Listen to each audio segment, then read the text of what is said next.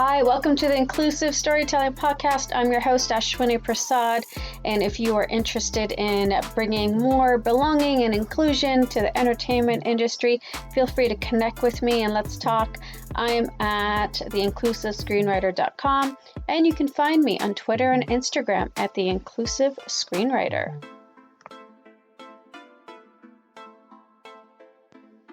Myrtle Gonzalez was the first successful Latin actor in Hollywood.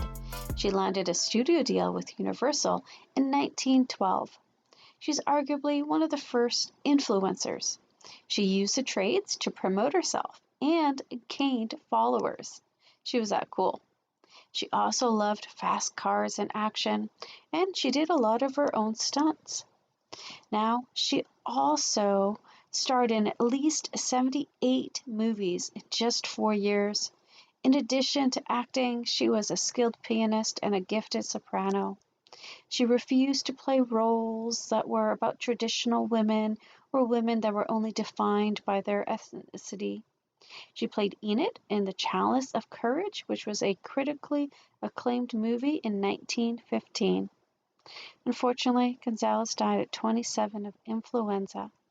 But her movies show that she was ahead of her time, and she really enjoyed portraying real, courageous, and adventurous women on screen.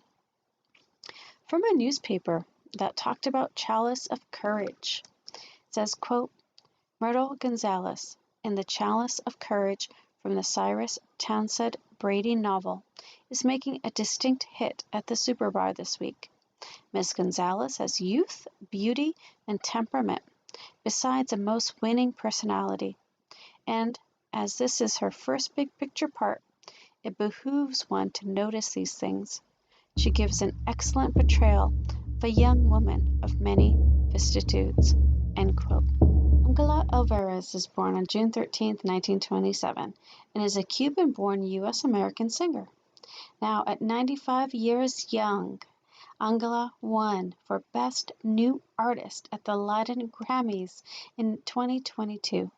She shared this honor with Silvana Estrada.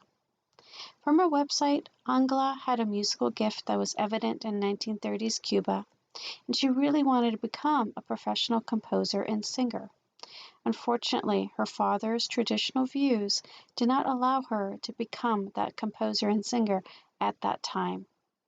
However, Ángela kept on writing, she kept on writing her songs, and she wrote songs about her life. Her life had a lot of tragedies. For example, Ángela had to watch her children leave Cuba in the 60s. She, as an adult, was not allowed to leave the island, but the children were. Eventually, she did make it to the United States, but she had to leave her husband and her home behind. She was reunited with her children and was able to settle and live her life. But once her life was settled, Ángela lost her beloved husband and her daughter to cancer. Her songs were first recorded in an album by her grandson, Carlos Alvaraz, with the help of the actor known as Andy Garcia. Andy Garcia's real name is Andres Arturo Garcia Menendez, and quote-unquote Andy Garcia is also a Cuban-born U.S.-American who is an actor and director. Ángela appears in the 2022 remake of Father of the Bride, in which Andres Arturo Garcia Menendez also stars in, and she sang a beautiful Cuban song. Filmmakers Paul Toogood and Lloyd Staton really recognized Ángela's story, and there is a 2021 documentary about Ángela's life titled Miss Ángela, Dreams Do Come True. Sorjuana Ines de la Cruz was a Mexican writer, philosopher, composer, and poet. She was born in November of 1648 and died in April of 1695. Sorjuana's writings were not only feminist, but she expressed her thoughts on politics and religion.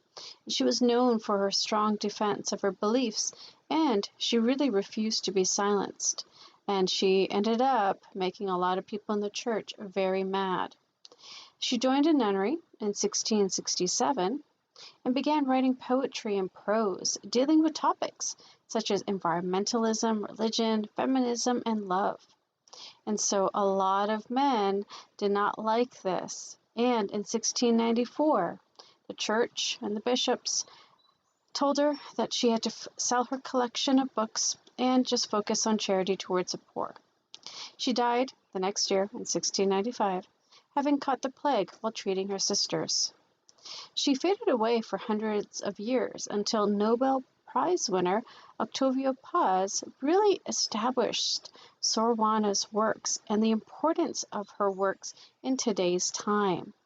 Today, Sorjuana is known as a feminist before the 20th century because of her writings and themes that also included colonialism, education, women's rights as authority figures, especially in religion, and feminist advocacy. Thanks so much for listening. Be sure to like, subscribe, download, and leave a review, and be sure to connect with me at The Inclusive Screenwriter.